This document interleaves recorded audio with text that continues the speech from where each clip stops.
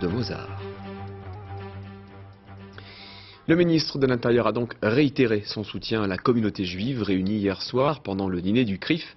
Une communauté très inquiète et on peut le comprendre après l'attaque début janvier à Paris de l'épicerie cachère de la porte de Vincennes. Reportage Claire Chéripelat et Sylvie Adam. Comme une photo de famille, unie dans l'épreuve. Politiques, dignitaires religieux, représentants de l'État, près de 400 convives autour d'un dîner endeuillé par les attentats. En 70 ans d'existence, le Conseil représentatif des institutions juives de France traverse des heures particulièrement sombres.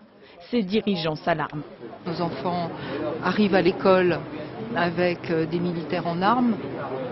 C'est une situation qui, bien sûr, nous protège, mais qui n'est pas facile à vivre au quotidien.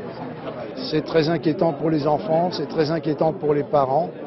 On peut comprendre que certains se disent qu'ils doivent quitter la France parce que le climat est trop lourd. Mais je crois qu'il faut faire face à l'adversité, il faut se battre. Selon un rapport publié par le ministère de l'Intérieur, les menaces ou actions antisémites ont doublé entre 2013 et 2014. Invité d'honneur, le ministre de l'Intérieur, Bernard Cazeneuve, s'est montré extrêmement ferme. Moi, je ne veux plus que les Juifs de France aient peur.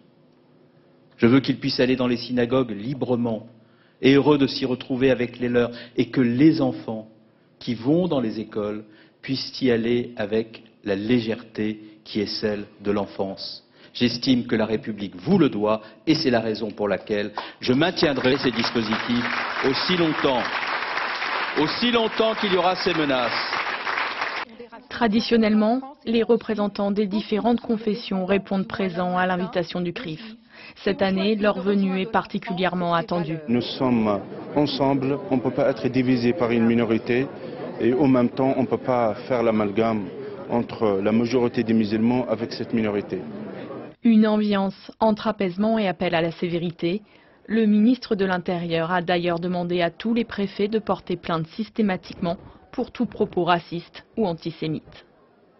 Oui, et à ce sujet, sachez qu'un militant du GUD